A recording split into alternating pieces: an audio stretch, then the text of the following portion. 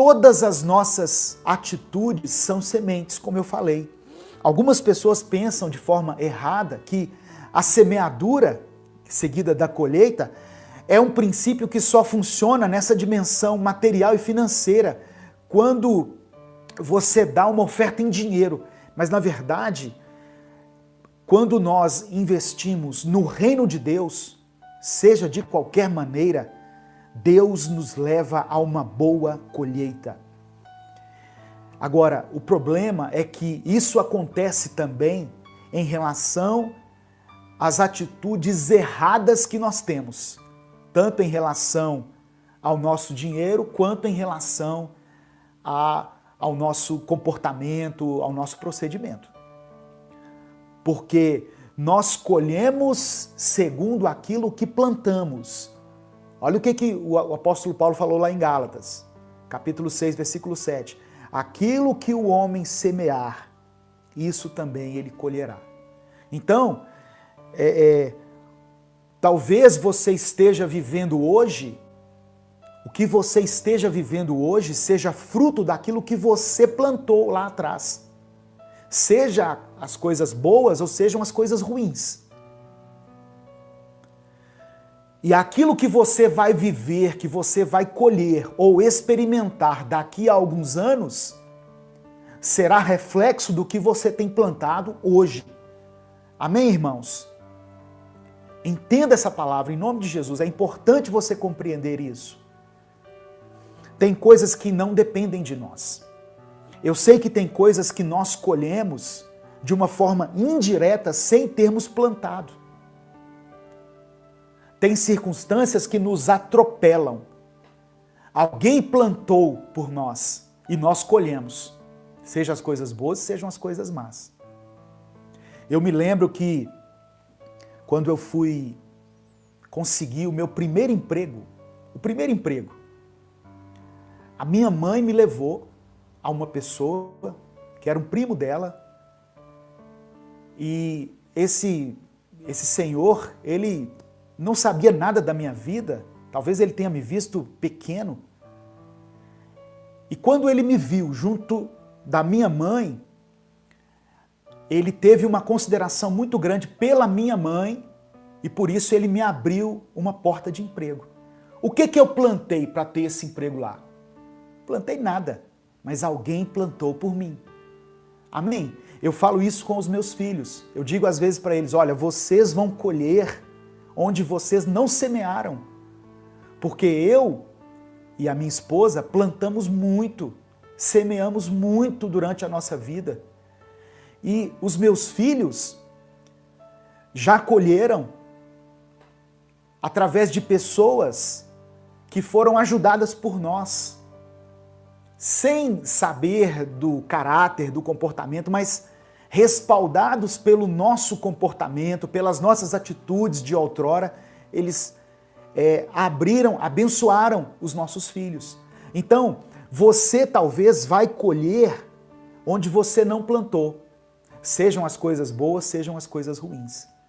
Eu estou falando de coisas boas, mas você também pode estar sofrendo consequências na sua vida de algo que não foi você que plantou, mas alguém plantou por você. Amém? Então, eu quero explicar aqui que o princípio da semeadura é real no mundo físico e no mundo espiritual. Então, irmãos, eu estou falando sobre semeadura e colheita. Semear e colher em tempos de crise. Olha outra coisa interessante. A colheita é proporcional à semeadura. Como assim, pastor? Você vai colher de acordo com o volume que você plantar. Eu vou ler o versículo aqui. 2 Coríntios capítulo 9, do verso 6 ao verso 13.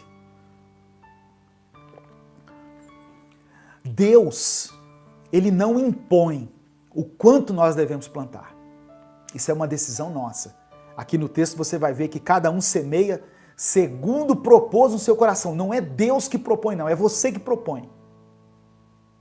Entendeu? Nós nos acostumamos a dizer assim, olha, Deus colocou no meu coração abençoar essa pessoa, ou ofertar tanto, ou ajudar essa pessoa. Na verdade, Deus pode colocar esse sentimento, essa vontade, mas a quantidade é nós que determinamos. A decisão é nossa. Nós usamos da nossa vontade e do nosso poder de escolha para determinarmos a quantidade que vamos semear. Acompanhe comigo aí, 2 Coríntios capítulo 9, eu vou ler a partir do versículo 6 e até o verso 13. Olha o que Paulo escreveu. Lembrem-se, aquele que semeia pouco, também colherá pouco. E aquele que semeia com fartura, também colherá fartamente. Cada um dê conforme determinou em seu coração, não com pesar ou por obrigação, pois Deus ama quem dá com alegria. Cada um dê segundo aquilo que determinou em seu coração, mas não dê com pesar, não dê com constrangimento, dê com alegria, porque Deus ama quem dá com alegria. Eu volto a ressaltar aqui, eu não estou falando isso somente de dinheiro, irmãos. Quem dá muito amor receberá muito amor. Quem despreza muitas pessoas também receberá muito desprezo das pessoas. Quem estende a mão de forma generosa no dia da dificuldade, ele verá mãos estendidas ao seu redor para reerguê-lo. Amém? Versículo 8. E Deus é poderoso para fazer que lhe seja acrescentada toda a graça, para que em todas as coisas, em todo o tempo, tendo tudo o que é necessário, vocês transbordem em toda boa obra. Verso 9. Como está escrito, distribuiu, deu os seus bens aos necessitados, a sua justiça dura para sempre. Aquele que supre a semente ao que semeia, ou aquele que dá a semente ao que semeia, e o pão ao que come, também lhes suprirá, e aumentará a semente, e fará crescer os frutos da sua justiça. Verso 11. Vocês serão enriquecidos de todas as formas, para que possam ser generosos em qualquer ocasião, e por nosso intermédio a sua generosidade resulte em ação de graças a Deus. A nossa generosidade, quando nós damos de forma espontânea, sem constrangimento, com alegria, isso resulta em ação de graças a Deus.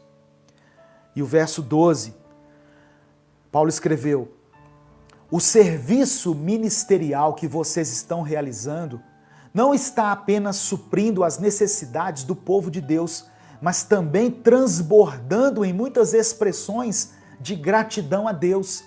Às vezes, como eu falei, a gente age de uma forma generosa, a gente se entrega em algo, numa obra. Talvez você aí na sua igreja, né? Poxa vida, eu já dei tanto por aquele, tanto em bens materiais, em dinheiro, como do meu tempo, e você não vê essa reciprocidade das pessoas, da sua liderança.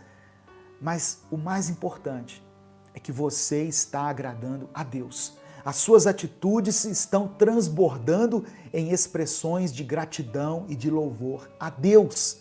Amém? E o verso 13 ele diz: por meio dessa prova de serviço ministerial, outros louvarão a Deus pela obediência que acompanha a confissão que vocês fazem do Evangelho de Cristo e pela generosidade de vocês em compartilhar seus bens com eles e com todos os outros. Então, Paulo estava falando aqui, né, aos irmãos em Coríntios sobre a generosidade deles e como isso agradava a Deus. E ele comparou essas ofertas com uma semeadura.